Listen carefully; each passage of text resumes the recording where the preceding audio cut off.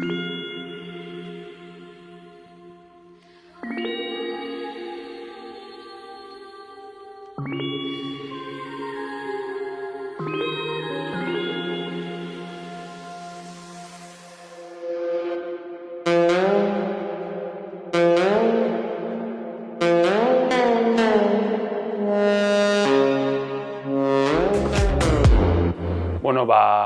lider fondoak zirela eta beharrezkoa zen elkarte bat sortzea, bai entitate publikoak eta pribatuak batzen zituena, eta hori zela eta batez ere sortu egin zen TEDer urte horietan.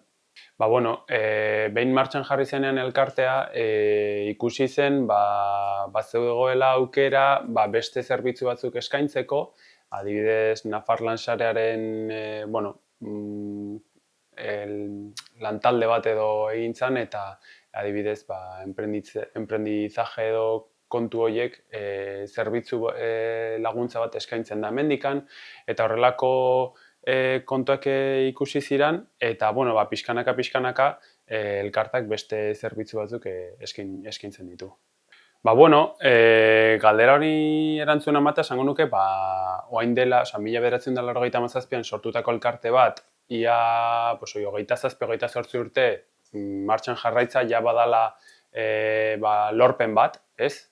Eta bestalde, lorpen zehazki batzuk zehaztearren, adibidez Basko Navarro trenaren bide berdearen errekuperazioa egin da TEDerren eskutik, adibidez alkateen ituna eta jasangarritasuna nolabait ekarri dugu lurraldera, badaukagu Nafarroa mailan fama duen energia aholkularitza puntu bat, jendeari eta udalei, eta adibidez patrimonioaren aldetik lider diru laguntzak direla eta patrimonio dexente berreskuratu da dauden herrietan, ezta. TEDer berez 2019 arte bazeukan funtzionamendu bat bezala, eta 2019an hainbat aldaketa eman ziren, esango genuke demokratizazio prozesu bat eman zela 2019 horretan, eta geroztikan lurraldearen udal guztiak TEDerren barruan daude. Eta batez ere, hori izan da aldaketa nabarmenena, ez? Demokratizazio prozesu hori, orain lurraldeko udal guztiak daude barruan, eta horren arirare 2022an irudi korporatiboaren aldaketa bat egin zen, horrelakoak esango genuke. TEDerren barruan 69 entitate publiko daude, horietaz 67 dira udalak, eta gero badaukagu Jurramendiko mankomunitatea eta Estellerriko patzuergo turistikoa. Horiek dira atal publikoan osatzen dutena. Eta atal pribatuan, baditugu hainbat lurraldean dauden hainbat elkarte, sindikatuak eta nekazal elkarteak. Entitate bakoitzak ordezkari bat zehaztu behar du 4 urtezko epe baterako.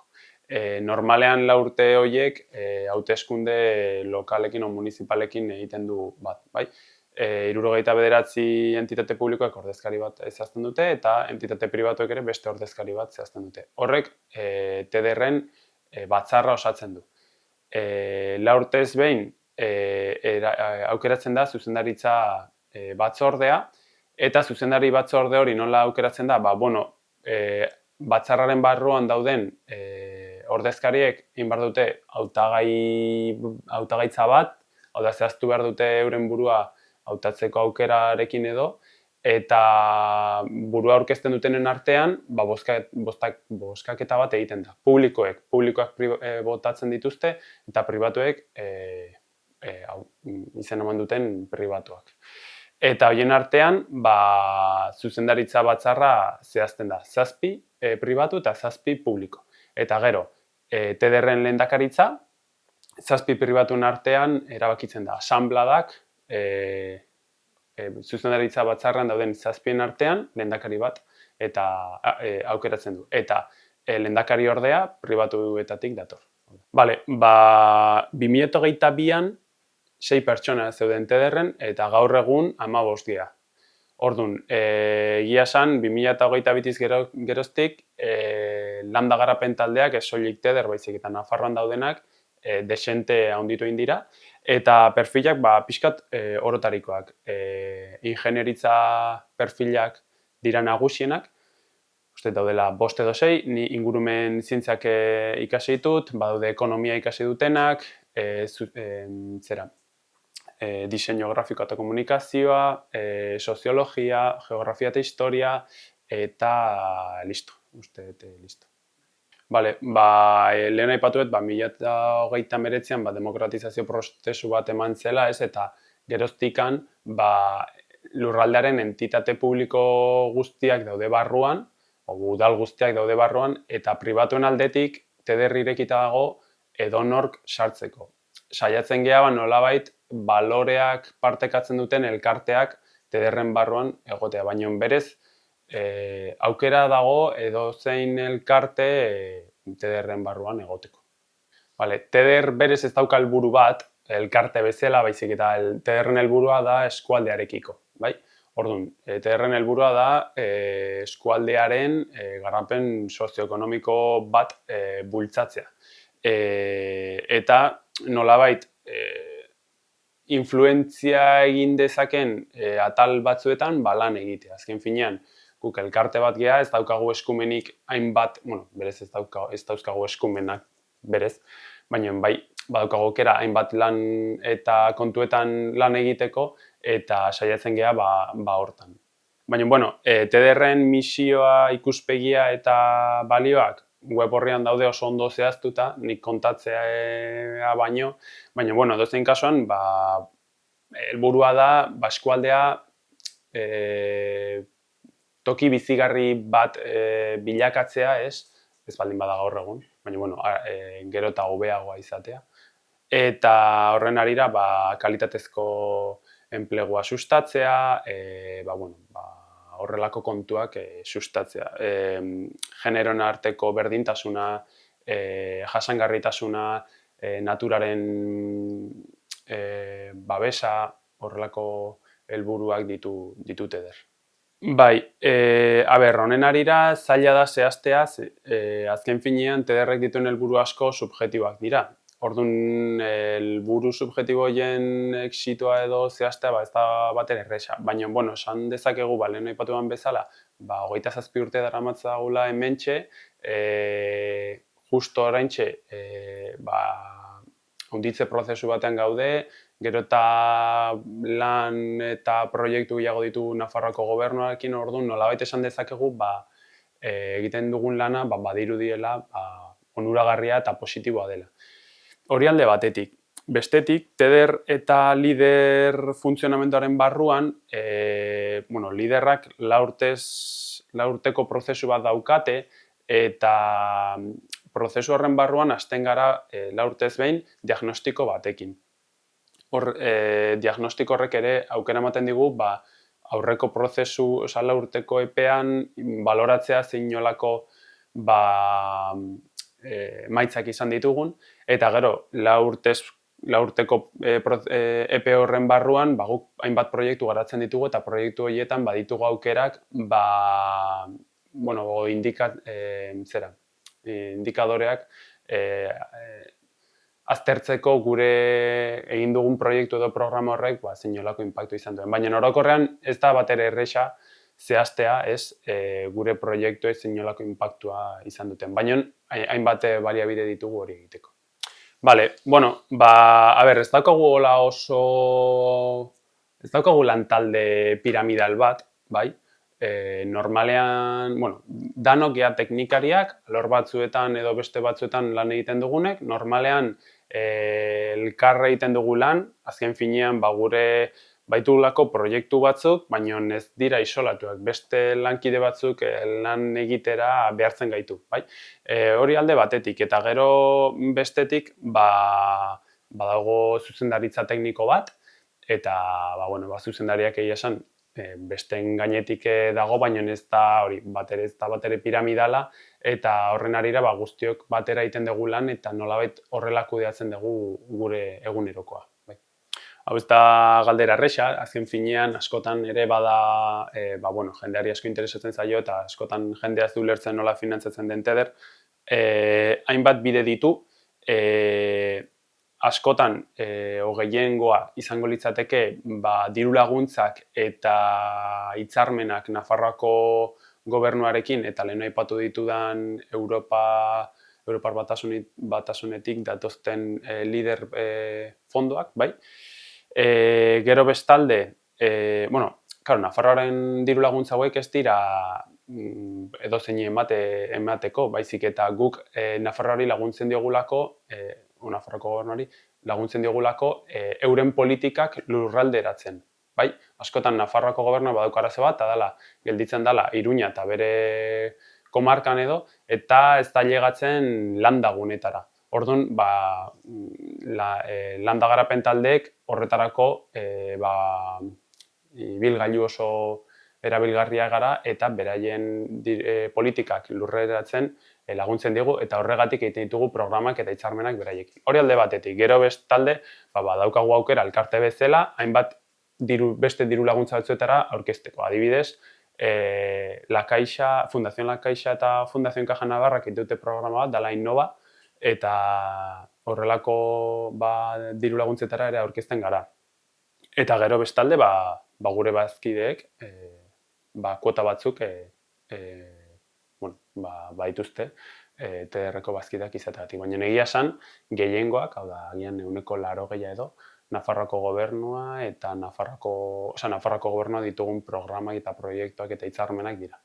Bale, leheno aipatuan bezala, 4 urtez behin egiten dugu prozesu bat, bai, erderaz dela Estrategia de Desarrollo Local Participativo, eta estrategia horren barruan egiten da diagnostiko bat, lehendabiziko pausua diagnostikoa da. Orduan, diagnostiko horrek nolabait ematen digu aukera 4 urteko epe horretarako jakitea zeintzuk diren lan egin behar ditugun ildoak edo atalak. Lehen esan dudan bezala, agian estrategia horren diagnostikoaren barruan agertzen da etxe bizitza dela arazo bat, baina guk ez ditugu eskumenak etxe bizitzan. Orduan, alden heinean proiektuak ildo hietatik hartzen ditugu, baina beti kontuan izan da, bazitugula eskumenak atal guztietan. Eta gero, guk Esteiarriko biztanleak gara, gure lurraldea ezagutzen dugu, eta hortan ere, ezagutzen ditugu zeintzuk diren lurraldearen beharrak, agian diagnostikoan atera ez direnak, eta hortik ere, saiatzen gara nolabait proposamenak egiten. Bale, TDR-en eraginpean, ez da bat, azken finean TDR-era voluntarioki sartu gintziran udalak, orduan, TDR-en sartuta, badaude Esteiarriko 77 udalek, eta horien barruan dauden beste kontzeju eta populazio nukleoak, ez? Baitugu 77 udal, baina daude 130 populazio nukleo baino gehiago. Orduan oso, sakabanatuta daude, ez, populazioa. 50.000 biztanle dira gutxi gora bera, eta oso ezberdinak.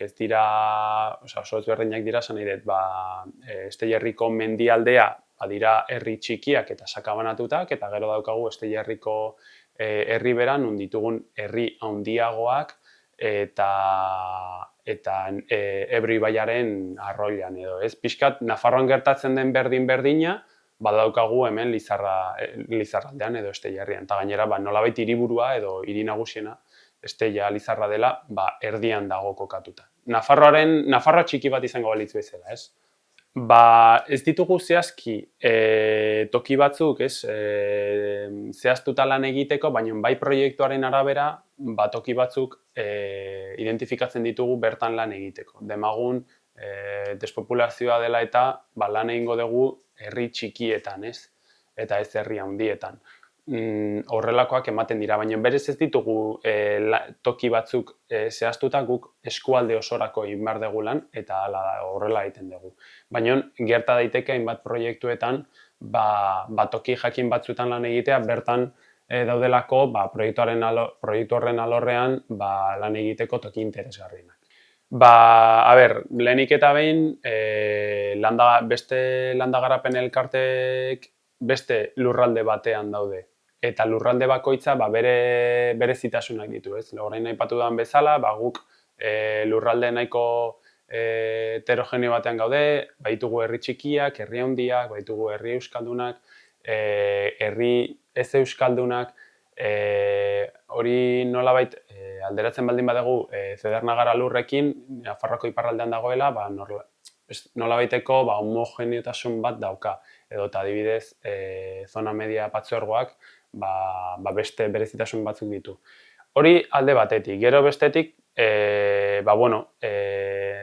landa garapen elkarteek Nafarroan bi forma juridiko dituzte, batzuk dira entitate publikoak edo patzuergoak, eta beste bi, horien barruan teder, elkarteak dira. Baina orokorrean, eta azken urtetatik ona, saiatu gea lanean, amankomunean lan egiten, kooperazio proiektu batzuk bultzatzen ditugu, eta saiatzen gara batzuek besteetatik praktika onak partekatzen eta gure lurraldera ekartzen, eta hori nolabait ditugun ezberdintasunak baliatzea Nafarroako landa eremu guztiak garatu daitezen. Eta gero bestetik hola diferentzia nagusi bat izan daiteke hemen Tederren 2010etik geroztik energia desente landu egin dela, eta beste elkartetan ez da inbeste lan egin horren alorrean, baina orokorrean esan duena. Ezberdintasunak dira lurraldeak ezberdinak direlako. Honek bere gauza positiboak ditu eta bere gauza negatiboak ditu. Alde batetik, bazara administrazio publiko eta horrek nolabait arintasuna ematen dizu eta malgutasuna ematen dizu, baina bestetik beste arazo batzuk ekartzen ditu, adibidez, turismoko plan bat sustatu nahi izan da, eta azkenean lortu dugu, baina turismo plan hori lortu ahal izateko zailtasunak izan ditugu ez ginelako entitate publiko bat eta asmorik gabeko elkarte bat ginelako. Orduan, horrelako zailtasunak ditugu. Bestalde, gauza positibo bat izan daiteke, entitate publikoaz garenez, badaukagu erraztasun handiagoa beste elkarte batzuk bereganatzeko baino gure barnean izateko, ez? Agian entitate publiko bat izanik, zailtasun handiagoak izan daitezke entitate pribatuak elkartaren barruan izateko. Baina guk elkarte pribatua garenez, horren harira ez dauden beste zailtasun.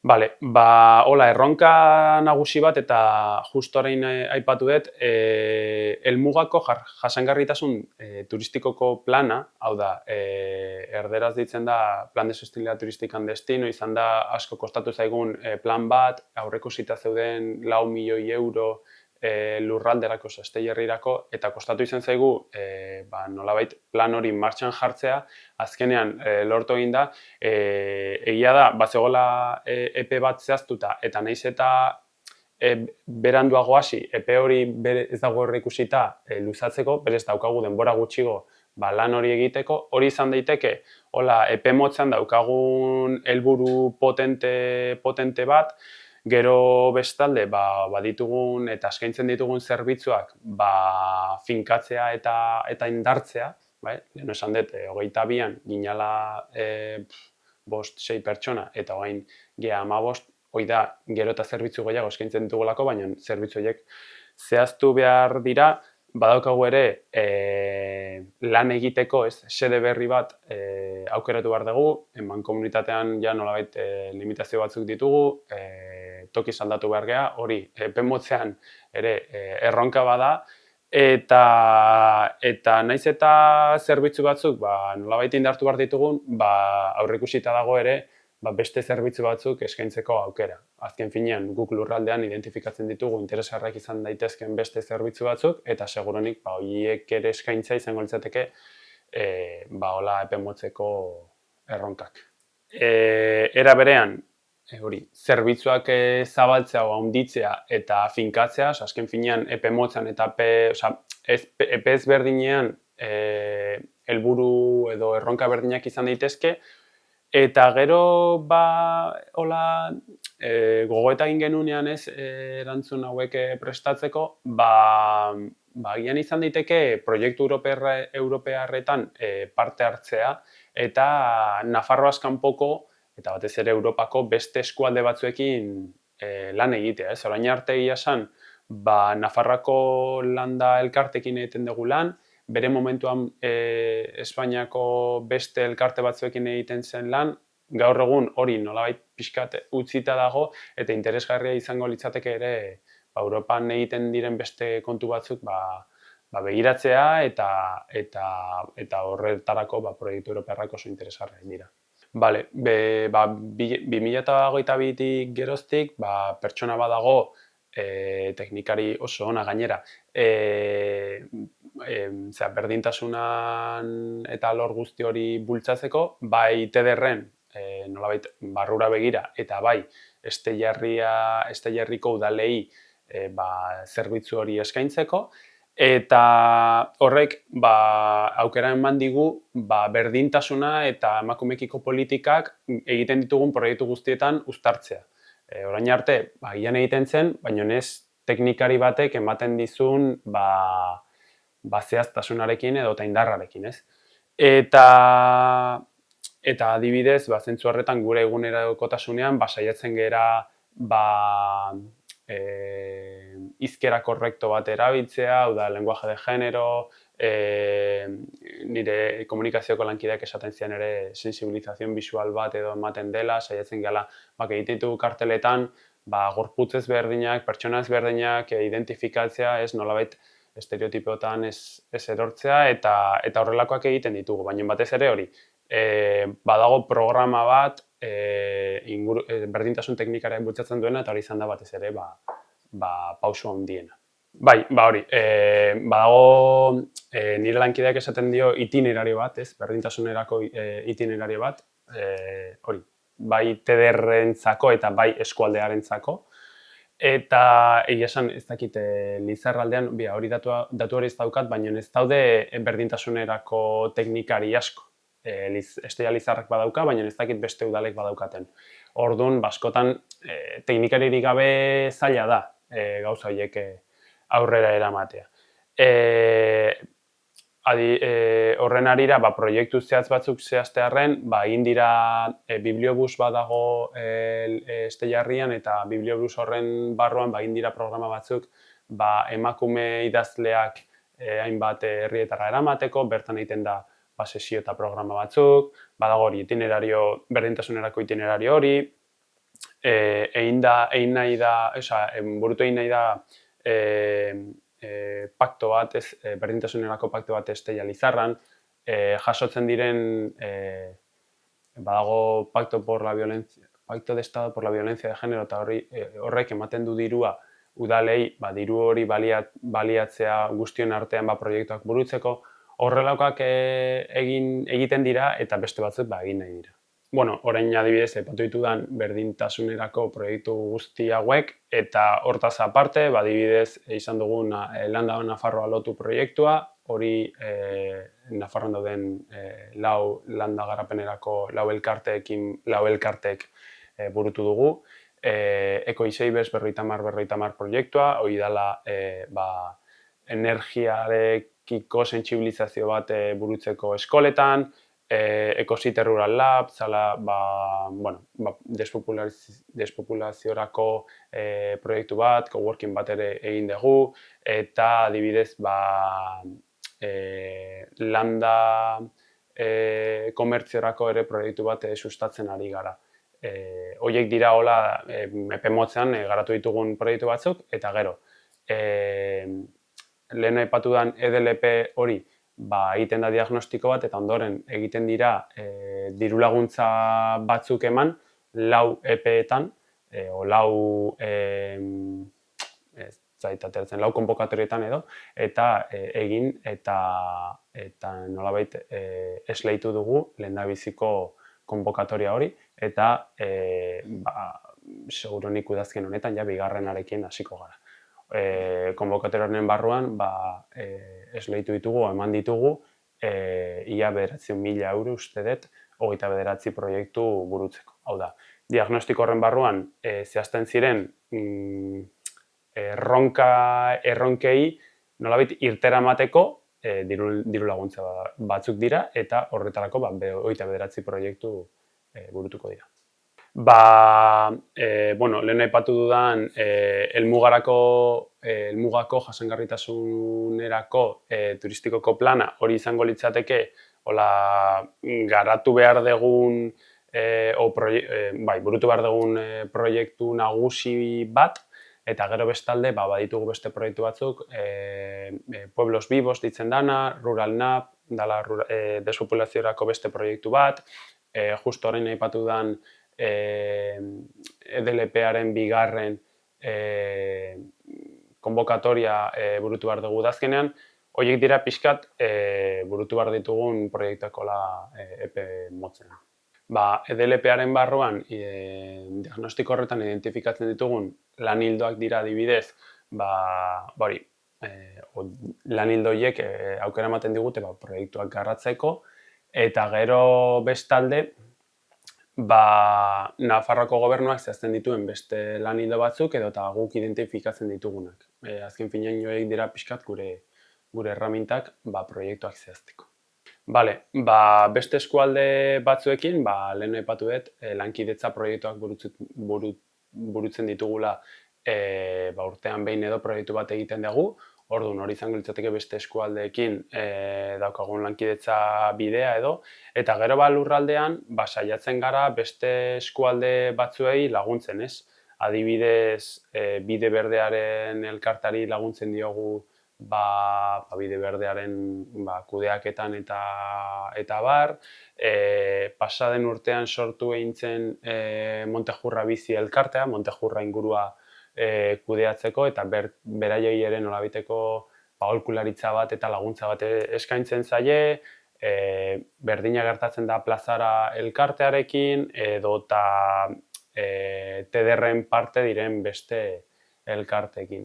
Hortaz aparte, eskualdetik edo egiten dugu lan Gaztelan Fundazioarekin, beraiekin egiten ditugu energia tailer batzuk urtean zehar, eta Ordoiz zentroari ere laguntzen diogu energiaren alorrean askotan txarlaren bat, edo eta bono sozialak eskatzen, eta bar.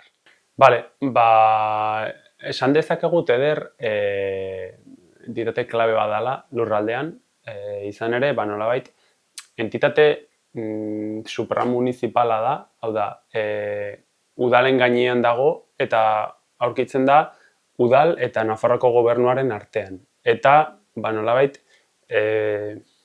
bitartekari lan bat egiten du, udal eta Nafarroako gobernuaren artean. Lehen aipatuan bezala, askotan Nafarroako gobernuari gertatzen zaio euren politikak edo eta influentzia eremuan Iruñako eskualdean gelditzen dela, eta ez dela landa eremura iristen, eta landa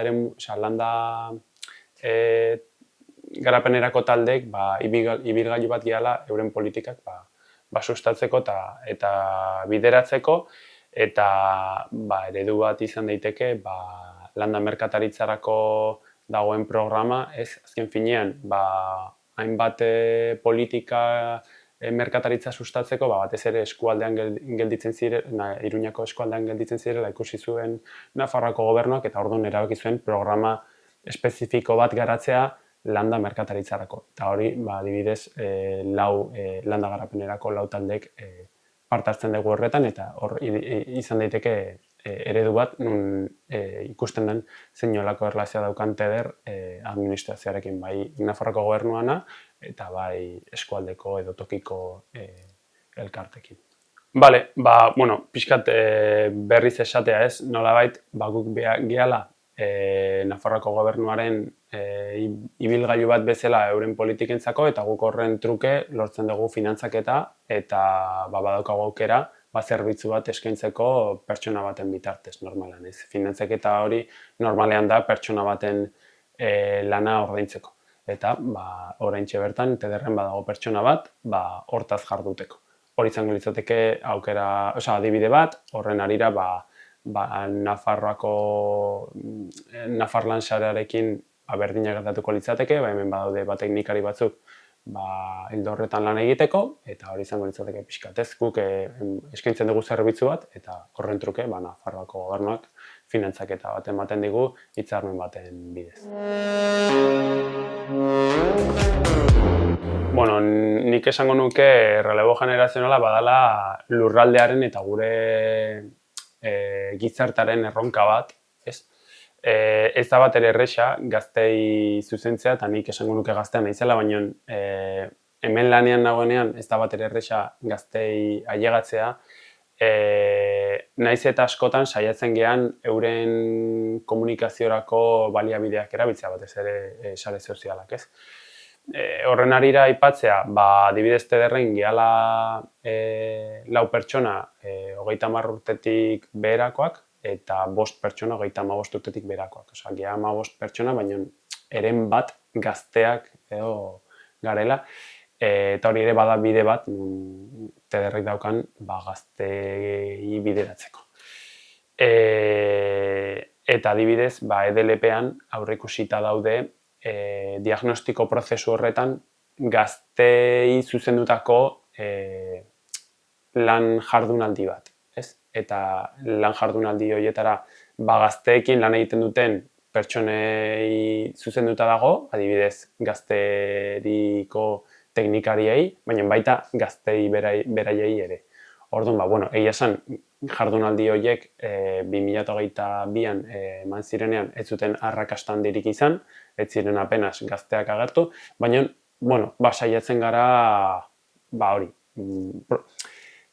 Behin eta berriro egiten dugun prozesua da, baina egia esan askotan ez da oso arrakastatsua. Adibidez, justo orain proiektu bat garatu behar dugu, eta proiektuaren barruan aurreikusita dago gazteek landa eremuarekiko daukaten ikuspuntua jasotzea eta beraiek izatea narratiba bat sortzen dutenak. Askotan hitz egiten da nueva ruralidades eta kontu horietaz, mundu rurala edo landa gunea ez dela orain dela 50 urteko baizik eta ezberdina dela, orduan, bisio berri hori izateko, gazteekin egingo dugu lan eta focus group bat, hau da, focus groupak askotan unibertsitate eremu akademikoan erabiltzen dira, dela jakituen talde bat, eta kasu honetan horrelako bat erabiliko da, baina gazteena, haiek emateko daukaten ikuspuntua euren lurraldearekiko. Hori izango litzateke, nolabait daukagun proiektu bat, lidergotza hori sustatzeko. Baina ez da bat ere erresa gazteekiko edo gaztei zuzendutako proiektuak burutzea. Adibidez, errelebo generazionala bera lehen sektorean bada erronka bat, bestalde etxe bizitzaren arazoa izan daiteke beste arazo bat, lana bada arazo bat, askotan eskualdean bertan ez dagoelako eta gazteek Iruña edo bere eskualdera joan behar direlako edota beste hiri nagusi batzuetara joan behar direlako. Orokorrean, landa eremuak izan dezaken edozein arazo baita ere gazteei eragina egiten die. Guk ditugun baliabideen artean badaukagu ekintzailetzarako aholkularitza zerbitzu bat eta adibidez gazte askok bideo hori hartzen dute lurraldean gelditzeko eta guk zerbitzu hori eskaintzen dugu. Hortaz aparte, nolabaiteko arrakasta izan duten ekintzaile horien komunikazioa egiten dugu, adibidez, proiektu bat sortu baldin badute, laguntzea proiektu hori edatzeko edo komunikatzeko, adibidez, entrenatzaile pertsonalak edo eta bat zerbitzuk eskaintzen dituzten gaztei entrevista batzuk egiten dizkiogu, eta lehen aipatu den bezala, euren, orokorrean guk TDRren eskaintzen dugun edozein zerbitzu, populazio orokorrari edo biztanleria orokorrari eskaintzen dugun edozein zerbitzu, zerbitzu horiek ere baliatu ditzazkete gazteek bertan gelditzeko. Adibidez, badago proiektu oso polit bat, nun gazte batzuk erabaki zuten lurraldean gelditzea eta lurraldearen baliabide naturalak aprobetxatzea edo baliatzea euren lanak sortzeko. Horiek mugitu dira, gazteak ziren, eta abenturazko lanak, eskalada, rokodromo bat sortu dute lurraldean gelditzeko. Horiek izango lirateke ekintzailetza adibide oso on bat, eta nolabait esan dezakegu hasi zirela TDRren ere aholkularitza jaso zutelako. Bai, leheno aipatu dugu, saiatzen gehala hori, TDRren barruan gazteak izatea, eta badaude, EDLP-aren barruan, diagnostiko prozesu horretan gaztei ematen zitzaien ahotsa nolabait gogoeta hori egiteko diagnostikoaren barruan, eta lehen aipatu dut proiektu batean eskainiko diogula hainbat gaztei euren ahotsa berriz ere. Hortaz aparte, eta askoz gehiago egiten, azken finean guk talde jakin batekin egin dezakegu lan, baina orokorran guk gizarte osoarekiko egin behar dugu lan, eta uste dugu gauza batzuk egiten ditugula. Eta segurenik gauza gehiago egin daitezke, baina hori askotan ez da errez.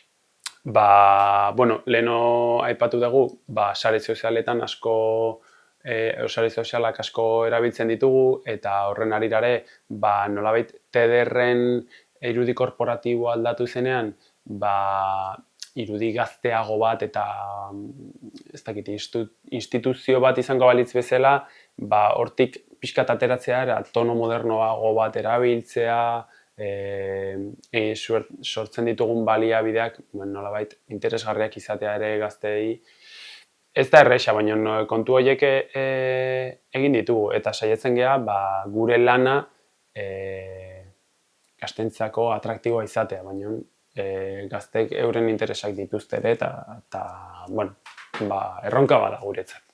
Uste dugu hau gizartearen erronka badela, eta TDR nolabait bere ganatzen du, baina batez ere saiatzen geha eskualde interesgarri bat sortzen, horretarako garapen sozioekonomiko bat bultzatzen saiatzen, eta lehen aipatu ditugun arazoak, etxe bizitzana eta lana eta kontu horiei erantzun bat ematen saiatzen gara. Hori izango litzateke guk ditugun konpromisoak gazteekiko. Azken finean, gazteik dituzten konpromisoak ere, ez dakit nola esan, jasangarritasuna ere lantzen dugu, eta gazte askotarako krisi klimatikoa gai oso potente bada, guk gure moduan saiatzen gara horri erantzuna ematen, hainbat kontuekin lan egiten dugu, baina ez da erresa. Hori, nolabait pixkat aipatu egin dira, baina gustatuko litzaiguke gazteek parte hartzea. Uste dugu gazteek parte hartzen dutela gizartean, batez ere beraiei interesatzen zaien gai batzuetan parte hartzea handiago bat daukate beste batzuetan baino, baina gustatuko litzaiguke parte hartze hori potenteago izatea, eta nolabait TDRek daukan erlazioa gaztekiko hobea izatea, hori askotan ere zailtasunak ditugulako euren parte hartzea lortzeko guk egiten ditugun proiektuetan eta bar. Eta hori izango litzateke pixkat, azken finean gazteek izango dira etorkizuneko biztanle nagusiak, eta etorkizuna dira, eta nolabait bai ala bai ulertu beharria.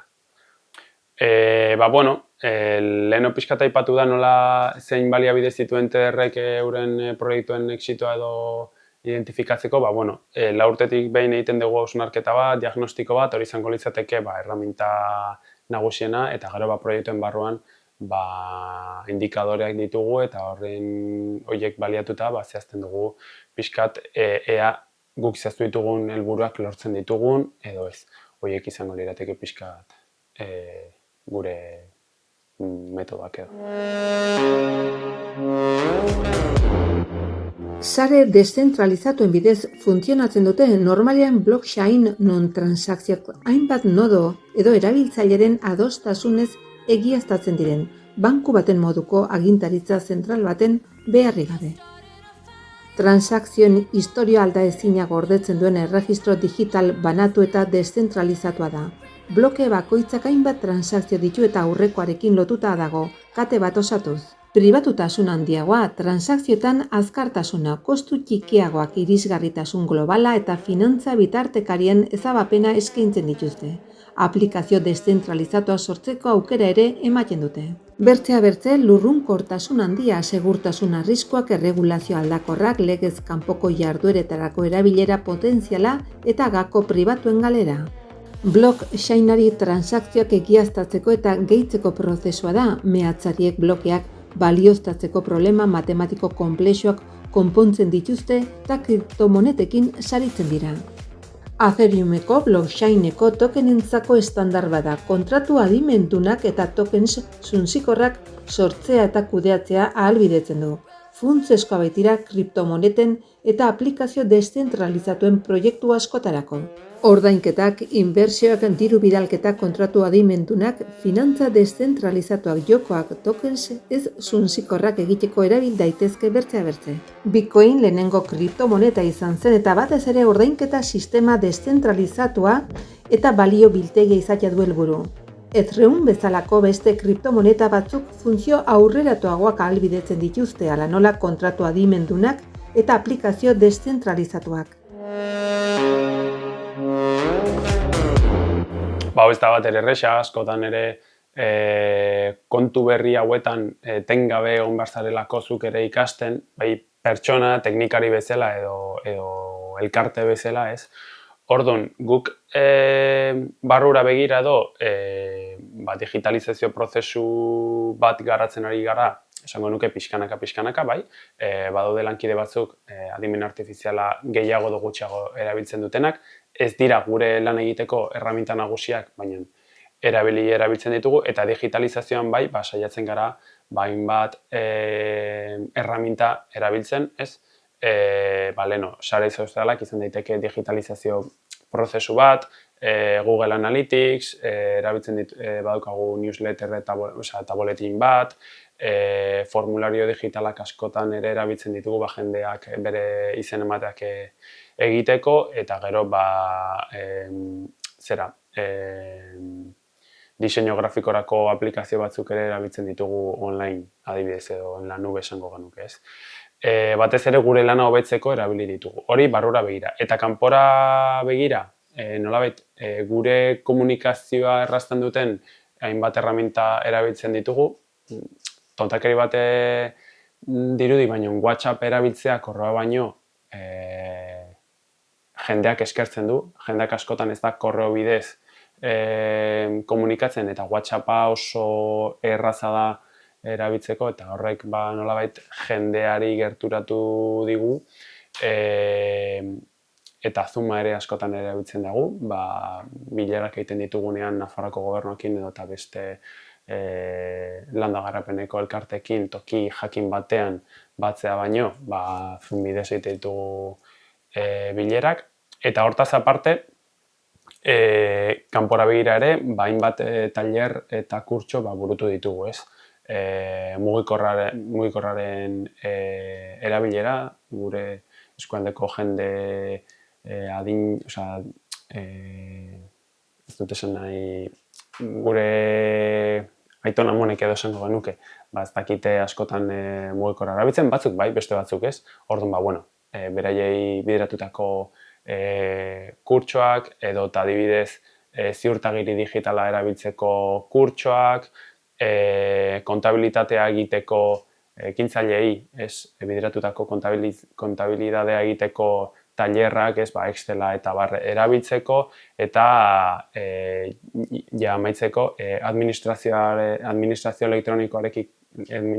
elektronikoaren inguruan dauden, erabilpenaren inguruan, beste hainbat tailer ere burutu ditugu. Baina ziurtagiri digitala adibidez, jende askorako da gauza oso arraro bat, guztiz inungo erlazioa duena eta kurtso horiek oso interesgarriak izan dira. Egia da gaur egun ez dugula adimen artifiziala erabiltzen helburu honetarako, ez? Azken finean, saiatzen gea pixka bat adimen artifiziala erabiltzen gure egunerokotasunean, baina ezin dezakegu esan guk erabiltzen dugula adimen artifiziala helburu potente hau sustatzeko. Badakigu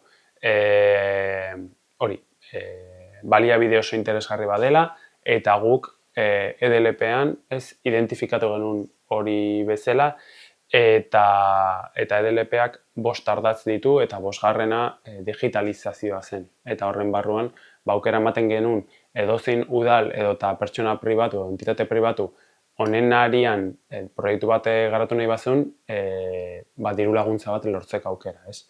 Eta adibidez, eta uste ja hurrengo galdera erantzuten dudala, egon dira udal batzuk nun digitalizazio prozesu bat burutu duten kiroldegietan sarrerak errazteko. Hau agian, Iruñan eta horrelako udaletan gauza oso normal bada, baina herri txikietan askotan ez da baliabide bat eta digitalizazio prozesu bat usteet burutu nahi dela eskualde mailako kiroldegietan edozein biztanle, edozein udalaren kiroldegiak erabili ahal izateko. Adibidez, adibide oso bada. Justo hori, adibide bat jarriet, baina batez ere izango litzateke eskaintzen diren zerbitzuak nolabait hobetzeko izan daiteke. Abantail bat. Eta beste zerbitzu batzuk eskaintzeko aukera ere aukera ematen du. Adibidez, badaude proiektu batzuk, guk nolabait identifikatuta ditugunak, eskualdean ematen ez direnak, baina car sharing proiektuak, hau da, kotxea partekatzea, baina nola partekatzen da kotxea? Digitalizazioari esker. Inork ez dauka giltza, baizik eta kotxea irekitzen duzu mugikor batekin, eta horrek adibidez eman dezak aukera, kotxe elektrikoak landa eremuetan izateko, baina modu partekatuetan. Horrelakoak ditugu pentsatuta, horretarako EDLP-an 5. ardatz horietan finantzaketarako bide bat zehazten dugu, baina gero etorri behar da nolabait lurraldea proiektu horiek burutzeko. Guk ezin ditugu burutu askotan.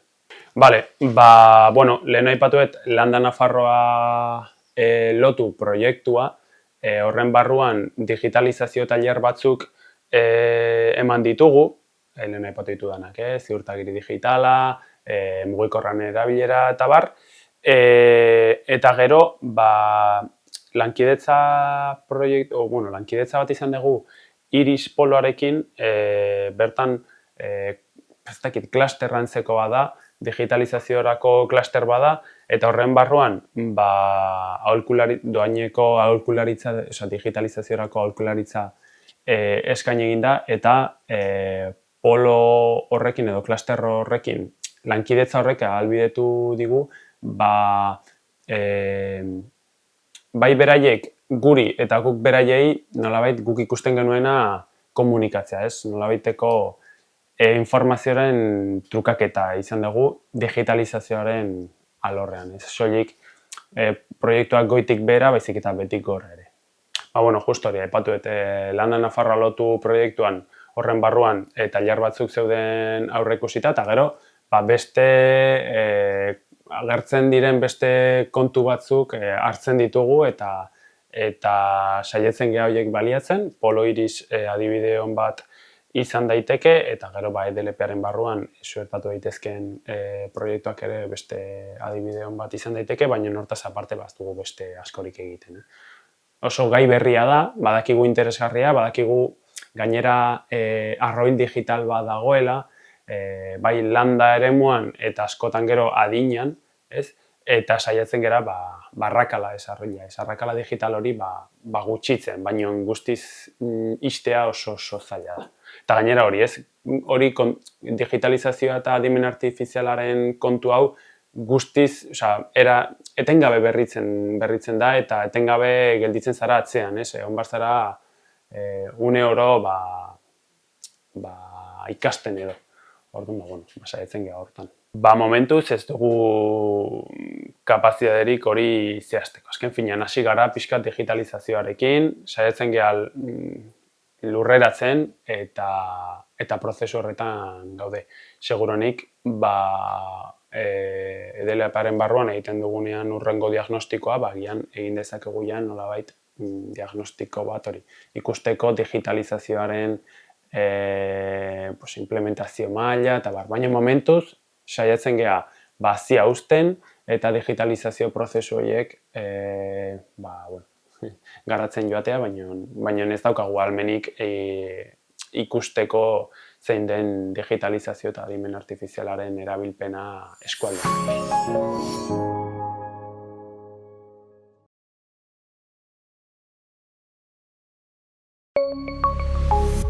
Gobierno de Navarra. Nafarroako gobernua.